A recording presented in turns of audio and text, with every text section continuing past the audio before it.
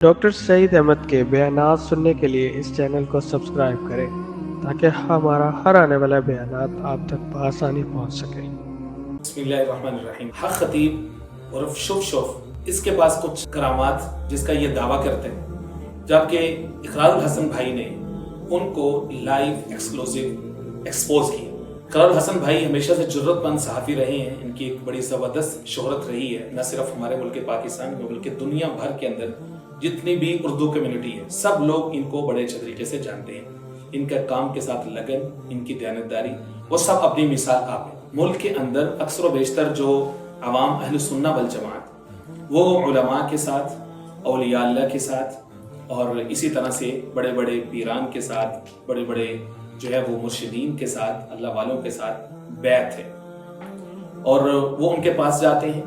اور ان سے روحانی تشفی حاصل کرتے ہیں۔ اس کی مثال ایسے ہی ہے جیسے کوئی شخص بیمار ہوتا ہے، اس کو جسمانی مرض ہوتا ہے تو وہ ڈاکٹر کے پاس جاتا ہے، اس امید، اس یقین کے ساتھ کہ دوا ملے گی تو اس کو جسمانی شفا ملے گی۔ اسی طرح سے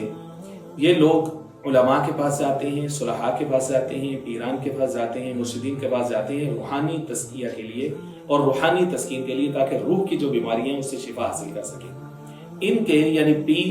پیر و مرشد اور مرید اور شاگرد کے باہمی تعلق جو کہ روحانی بنیاد پر ہوتا ہے، اس کو سلسلہ بیعت کہتے ہیں۔ قرآن مجید کی واضح آیات ہیں جو کہ بیعت یعنی روحانی جو تعلق ہوتا ہے اپنے پیر و مرشد یا استاذ کے ساتھ، اس کے اوپر دلالت کرتی ہیں، رہنمائی کرتی ہیں۔ میں ان دو آیات کی طرف نہ صرف اقرار الحسن بھائی کی بلکہ باقی جتنے سامعین حاضرین ہیں، جتنے اقرار الحسن بھائی کے فالوورز ہیں، ان سب کو بلکہ پورے پاکستانی عوام اور میڈیا کو توجہ دلانا چاہتا ہوں۔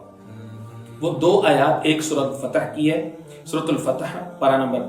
26 اور سورہ نمبر 48 اور آیہ نمبر 10، جس میں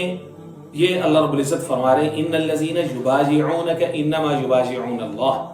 اے میرے محبوب کریم علیہ الصلوۃ والسلام، جو لوگ آپ سے بیعت کر رہے تھے دراصل وہ اللہ سے بیعت کر رہے تھے۔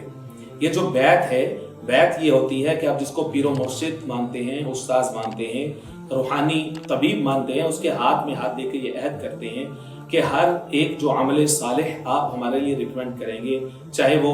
اعمال کی شکل میں ہو، اذکار کی شکل میں ہو، تو ہم انشاءاللہ العزیز اس کو اپنی بہترین صلاحیتوں کے ساتھ اس کو کرنے کی کوشش کریں گے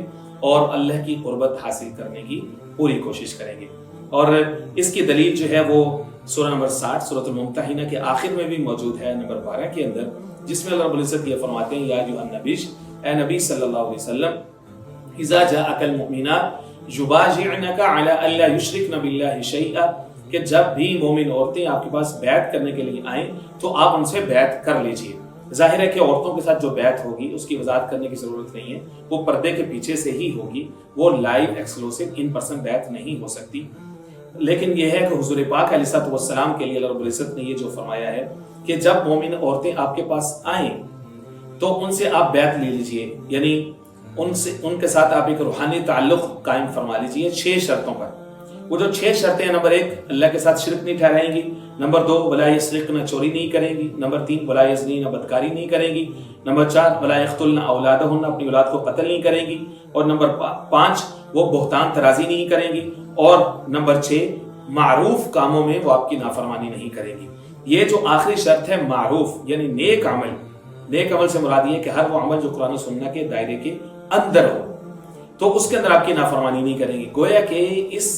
شرط نے جتنے شف حق خطیب جیسے جتنے کویکس اور جتنے جیلی پیر وغیرہ مارکیٹ میں ہیں ان سب کا راستہ بند کر دیا ہے، کہ جس میں فرمایا کہ نیک کاموں میں نافرمانی نہیں کریں۔ تو آف کورس جو دین کو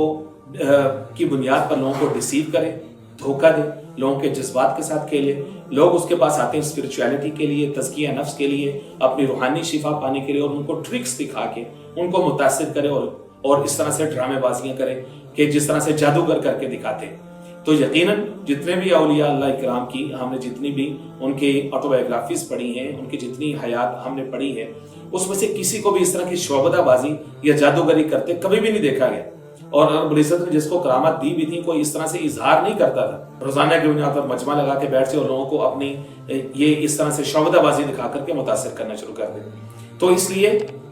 دیکھنا یہ ہے کہ ہمارے یہاں لوگ بڑی جلدی جو ہے وہ ایکسٹریم میں پہنچ جاتے ہیں. ایسا نہ ہو کہ حق خطیب شف کا آپریشن کرتے ہوئے کہیں لوگ جو ہیں وہ اہل حق جو علماء ہیں، جو اولیاء اللہ ہیں، جو پیران ہیں، ان سے کہیں دور نہ ہو جائے. اللہ تعالی ہم سب کو سمجھ نصیب فرمائے، دین حق مبین کی سمجھ نصیب فرمائے، استقامت عطا فرمائے، اور رب العزت ہم سب کے مال و جان اور ایمان کی حفاظت فرمائے. وما علینا الا البلاغ.